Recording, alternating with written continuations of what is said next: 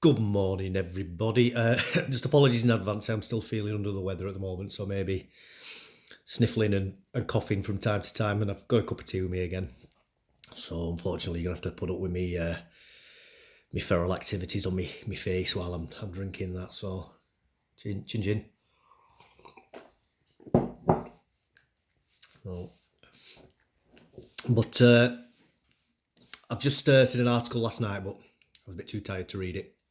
It was quite late. I didn't read it, but I just saved the page. I'm going to read it this morning while I'm having my cup of tea in the morning.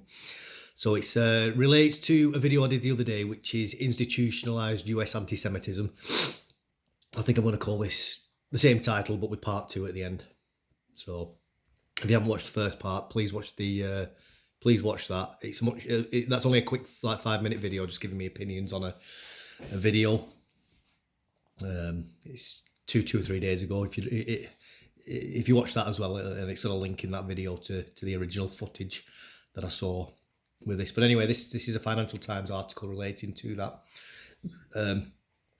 For the Financial Times, the Ivy League, Wall Street donors, and the furore over anti-Semitism on campus. That's why I was immediately drawn to this article, because I think this is going to say a lot of what I've said, but on a much wider scale. Wealthy alumni have campaigned about rising hostility towards Jews. The controversy has already forced one university president from office. Now, with that opening line, I don't disagree with that. And I think I said this in the video. The problem I've got is that this has been going on for at least a decade. I mean, I can remember when I was in the army in like 2012 and 11, where the amount of anti-white male hostility started coming out of universities. It was insane. But nobody was saying anything. And now all of a sudden that it's kicking off in Israel, and there's people being, and I'm not supporting this, but people being anti-Semitic, engaged in anti-Jewish racism.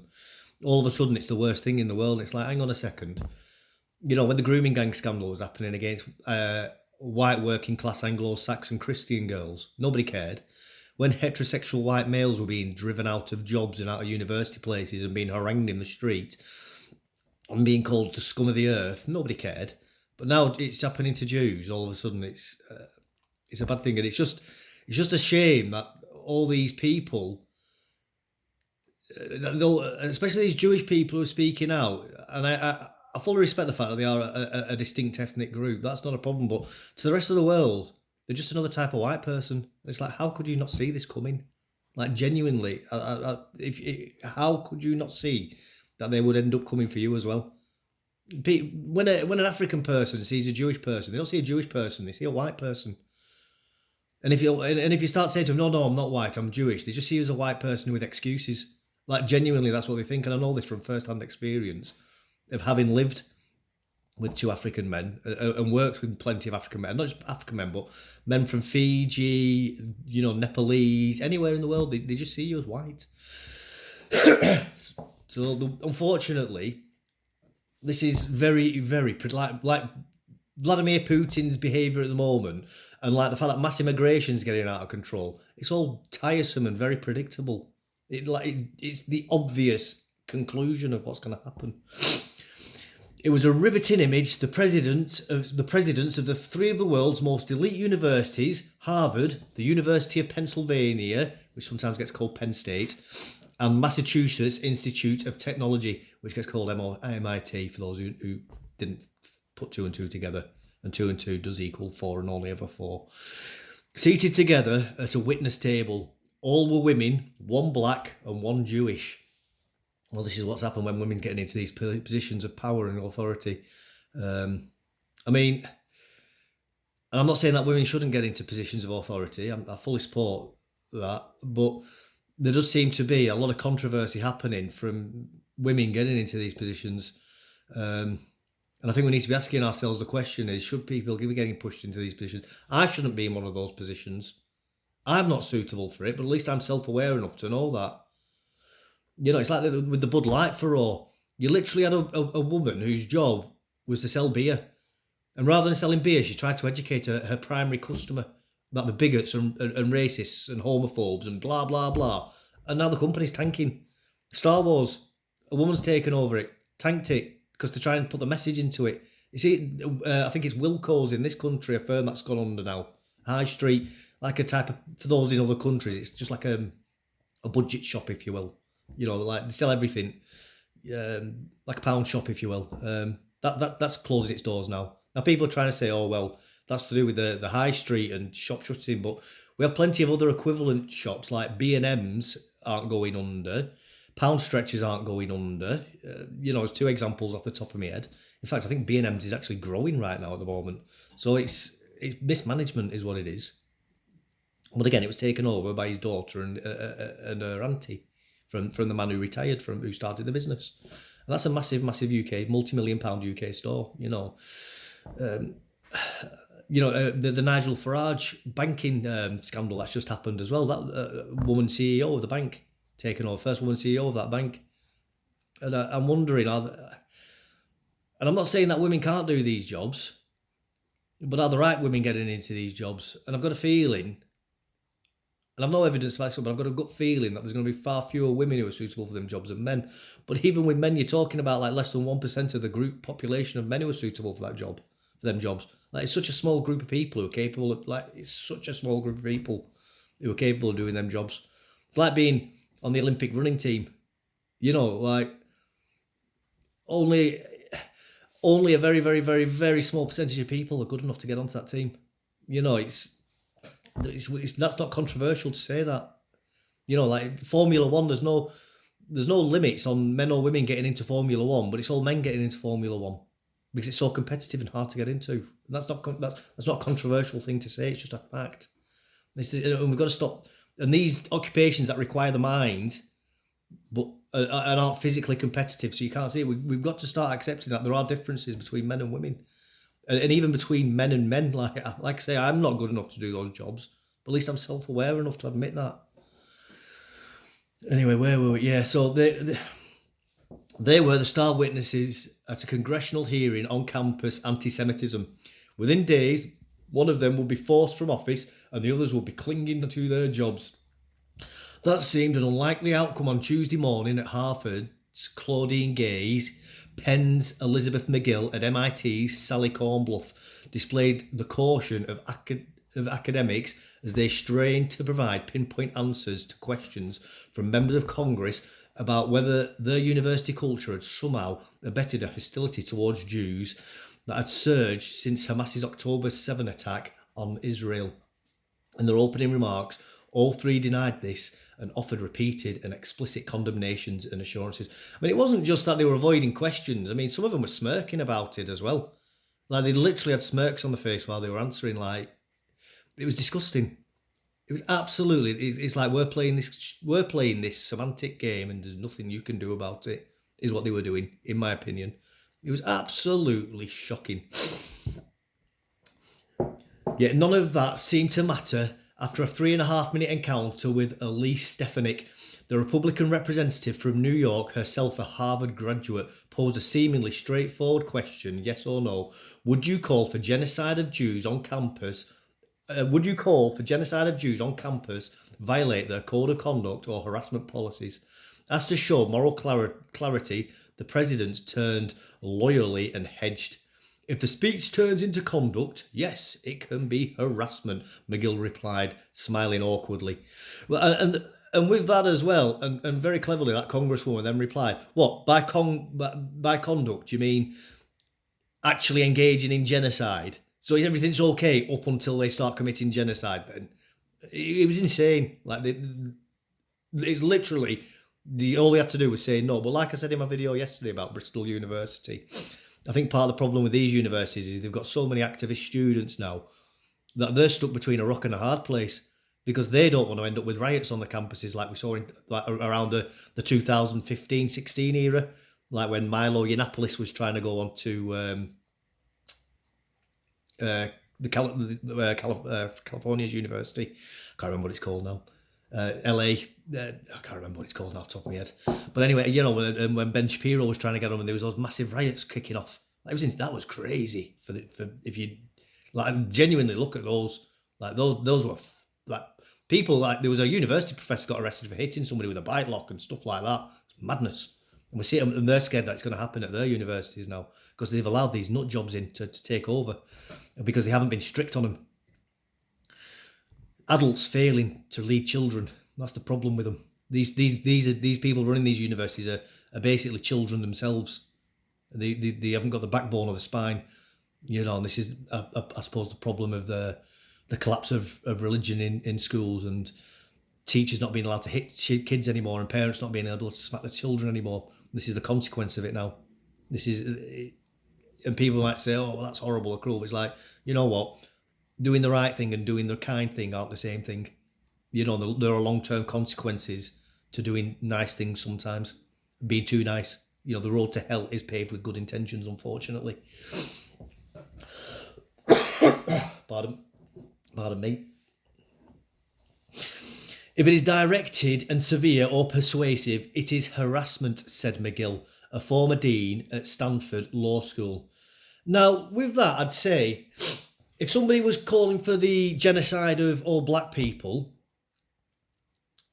I mean, that would be as nebulous as, say, calling for the genocide of Jews. Would that not be harassment then? I've got a feeling that would be international news if students were doing that, and that the universities would be coming down harder and police would be going in with hickory sticks and dogs and CS gas, wouldn't they? So the answer is yes, was the response of the Congresswoman. There was a rising, almost palpable, sense of disbelief. It is a context-dependent decision, Congresswoman McGill concluded. That's what I was saying before, that's what they came with. Faced with the same question, Gay also sounded, as one observer put it, like a defendant in a courtroom. It can be, she said, dependent on the context. In a matter of hours, that exchange was being treated by many, Jews and non-Jews alike, as a historic moment in which the moral confusion of America's elite university was laid bare. It was the same confusion that astonished so many when, the Hamas slaughter of Israeli civilians still continuing, some students either celebrated it or sought to justify it.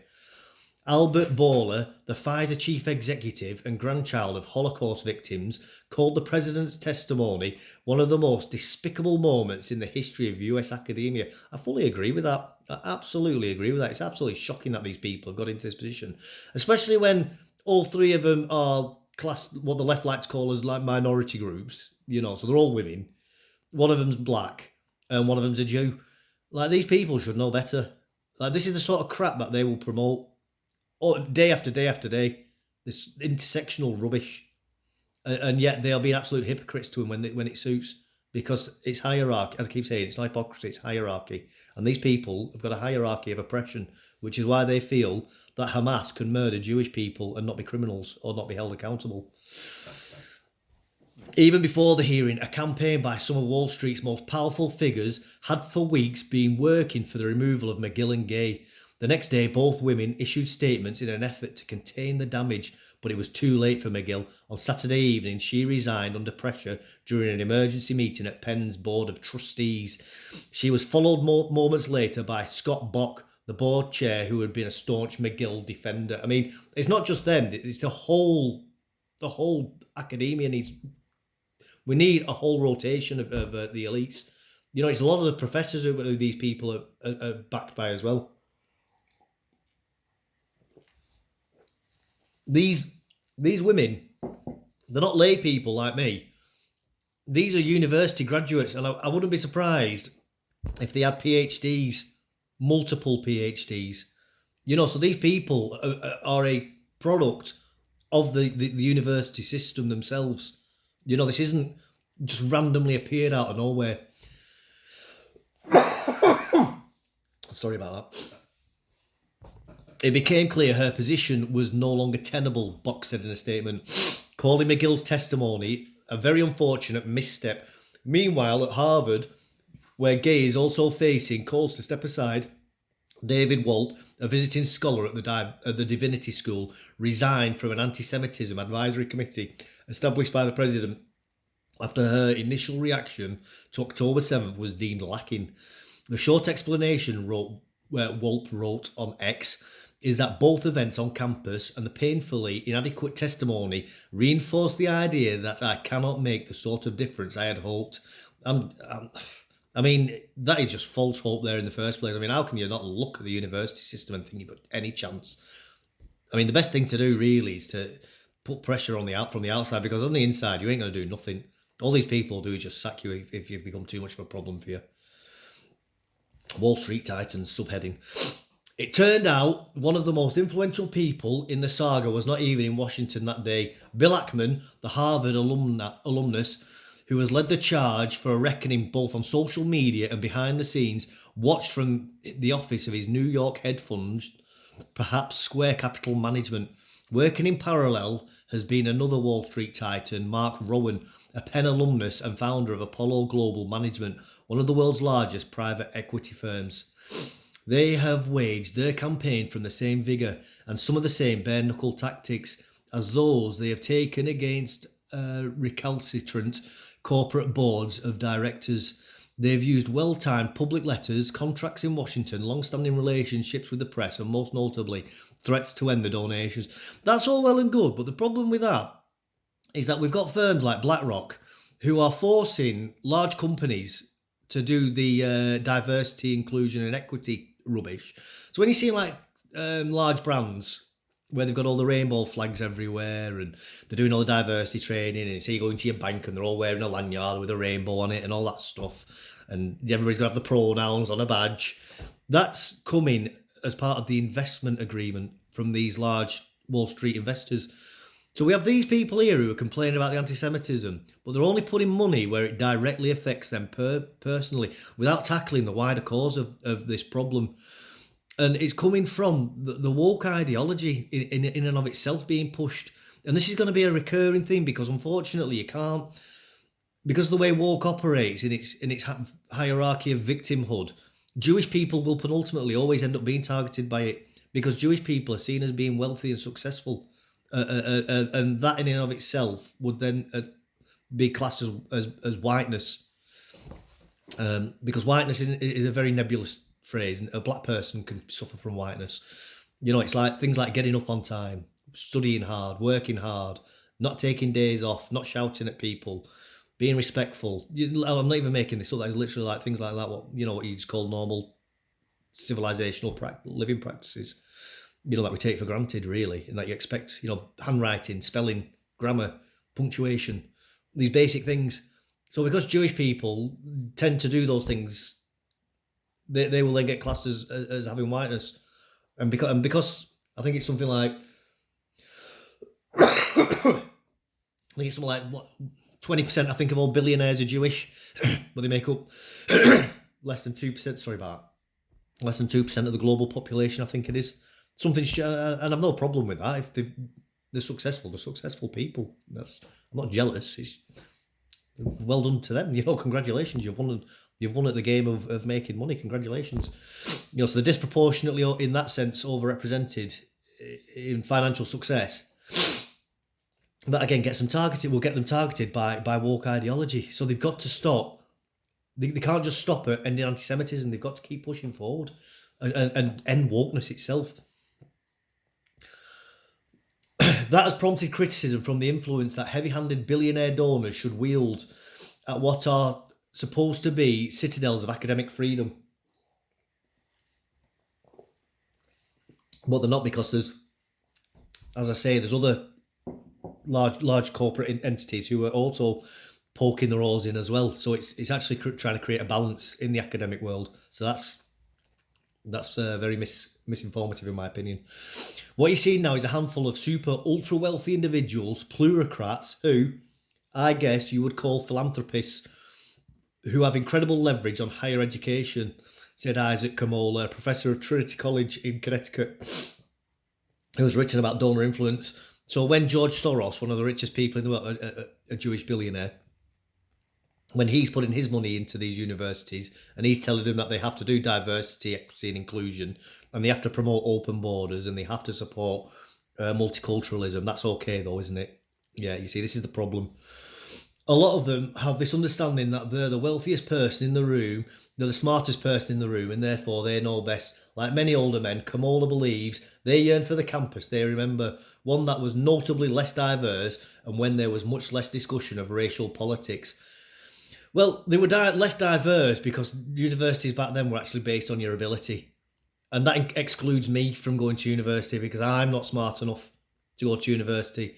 So, unfortunately, yes, that does mean that you are going to end up with a less diverse campus because, unfortunately, like athletic ability, academic ability is, although it doesn't exclude everybody from every group, there are certain groups who do produce people who are more academically capable than other groups. That's just the sad reality of it. There's nothing you can do about that. It's like all the best sprinters in the world are of a certain melanin level. It just is what it is. All the best swimmers all come from one group. All the best weightlifters come from one group. An advisor to one donor rejected claims of meddling, saying, "This is existential. This isn't like, I don't like these particular class." One complaint among donors is that the presidents have not sufficiently engaged with them, but doing so risks the appearance of being in the pocket of the elite. Like many critics concede, the university presidents have been thrust into an agonising position. As to referee impassioned student reactions to the vexed issues of Israel and the Palestines in the midst of a fast-moving war, many have joined protests as steeled by the righteous beliefs that this is our Vietnam. With that as well, though, I mean, this is the obvious consequence of multiculturalism and multi-ethnic states as well. Now, when you're bringing in, if you have a homogenous society where everybody's got the same shared history, culture, traditions, values, they're not going to disagree on a lot. They're going to agree on most things, and they're going to move. Everybody's moving in the same sort of at least cultural direction. But when you're bringing people in from diametrically opposed backgrounds, when something serious happens in a part of the world that they're passionate about, that they identify with, they're going to kick up a furore about it. But then when that involves people from the opposing side, it's going to bring disunity, because you're going to end up with these people fighting with each other. It's just comedy. It's just obvious. It's like having cats living together. They're going to fight. And I don't mean cats that have been raised up together and brought up the same, where they know each other. I mean just getting two random cats from two random areas and just putting them together. They're going to fight. During her testimony, Gay noted that her first instinct after October 7th was to ensure the safety of Harvard staff and students in the region, not to issue statements. Even so, critics have noted her initial statement fell well short of the emotional one she issued after George Floyd's killing in 2020. Well, yeah, I mean, that's the hypocrisy of it. Because this is the friend-enemy distinction. That's why. George Floyd's killing was useful to them to jump up and down on. Supporting Jews isn't useful to them from their point of view, which is why they won't jump all over it, because it's the friend that they see right now, Israel, as the enemy. But if it was against, I don't know, white supremacy, suddenly Israel they'd be supporting Israel then. If they felt, if somehow white supremacy was negatively affecting Israel, they'd be all over that like a bad rash for protecting Israel then, because that would then become the new friend-enemy distinction. On Friday, she apologised for her testimony, telling the Harvard Crimson, the university's newspaper, "I'm sorry. When words amplify distress and pain, I don't know how you could feel anything but regret. Oh dear. Oh, such regret." Weasel words. Absolute weasel words. Jewish students are not the only ones complaining about the growing climate of intimidation and violence. Many Muslims have reported an accompanying rise of Islamophobia that has left them fearful too. In Burlington, Vermont, 3 Palestinian university students, 2 of whom were wearing keffiyeh scarves, were shot while walking down the street in late November. See, I don't agree with that either. But again, this is the consequence of having so many people from multiple backgrounds. And again, and I'm not saying it's right, but by walking around wearing a keffiyeh scarf, you are automatically showing a form of support, whether you are or you're not. I know that is a traditional garb for people, but people who don't understand that will just see the keffiyeh scarf as the same as somebody wearing a swastika or somebody wearing a kippah hat, or whatever. They will see that as an identifying marker to something that they don't like. And straight away, you're putting a bullseye on your back. Now, I'm not trying to moralise that or justify it, and I'm not trying to equate those 3 either, because I know I said a swastika. I'm not trying to equate them either. But a swastika is something that most people dislike, and anybody who wears it, you're a target. And at the moment, if you walk around wearing a kippah hat, that identifies you as Jewish. And whether you support Israel or not, anti-Israel people will see that as you're an Israeli supporter. Straight away, you're the enemy. And that's what it becomes like. Anybody wants to cry about it, put comments below. Where were we?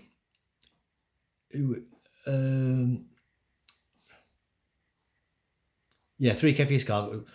One was left paralysed. That's awful. As Palestinian students in the US sat for finals last week, they did so while the civilian death toll in Gaza was rising vertiginously. Well, go back to Palestine then. If it matters that much to you, go home. You've moved to America. You've left that behind you. That either you're an American or you're a Palestinian. Which one are you? And then this is the problem with mass immigration.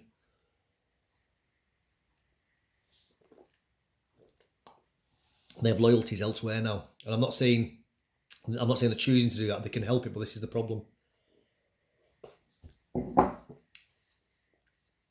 McGill, who only took office last year, had been lauded for her commitment to preserving free speech on campus in an era in which it had been curtailed by cancel culture and trigger warnings.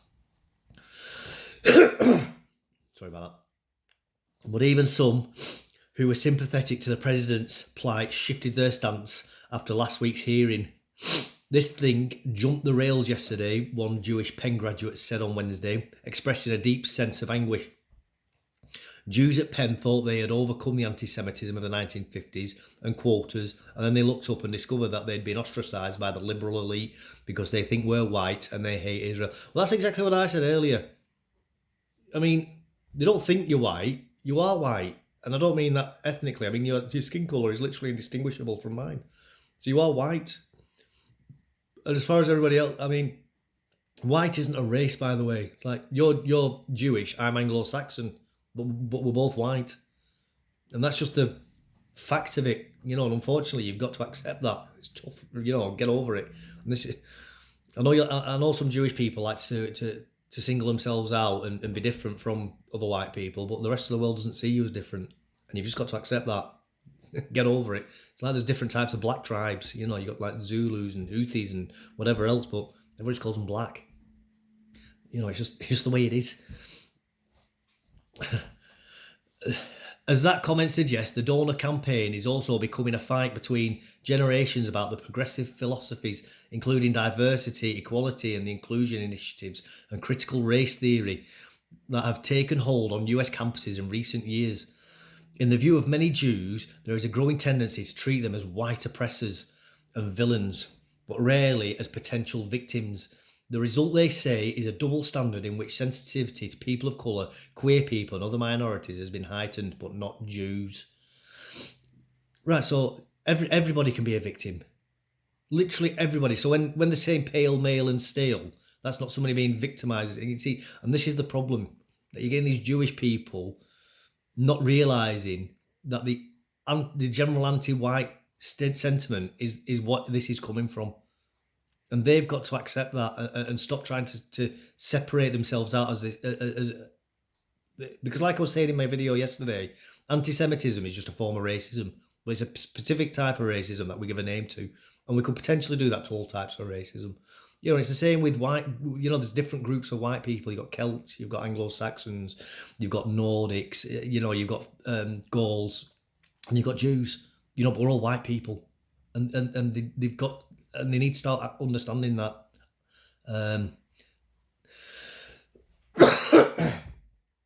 A point of contention is the activist chant to free Palestine from the river to the sea, which can be interpreted as a call for the elimination of Israel. But it's not interpreted, that's exactly what it is. There's no interpreting it, or to globalise the intifada. I mean, again, that's calling for genocide, which many Jews hear, not for a push for liberation, but for violence against you. That's exactly what it's for. It's when people start saying, well, it's not about this, it's obfuscation. They're engaging in weasel word games, and they know it. And if they don't know it, then they're a useful idiot. especially after George Floyd. Yeah, it's like in South Africa where the Zulus are singing the "Kill the Boer" song, and there's people trying to make excuses about that. It's like, you got all these farmers being killed in South Africa, and you have the actual government there singing "Kill the Boers," and people going, "Well, they don't really mean kill them." Like, do they not? Really? Do they not?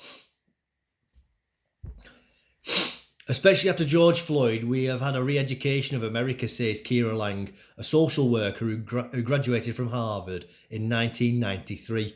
It's not about how one party thinks about what they said, it's how it is received. By continuing to shout such slogans, demonstrators are being deliberately hurtful, she argues, saying this is not a statement to free the Palestinians. I mean, bloody hell, this article keeps going on. I'm going to leave it there. I think basically that initial part has actually covered what I was trying to say anyway the other day. I'll put a link in the bottom for the article. I mean, by all means, please read it again, because obviously it'll help the Financial Times traffic and with their advertisers. If you've come this far, you've obviously listened to what I've said and read. Please like, subscribe, and put a comment below if you've got this far. Much appreciated, and it'll help with the algorithm. Thank you very much, and take care.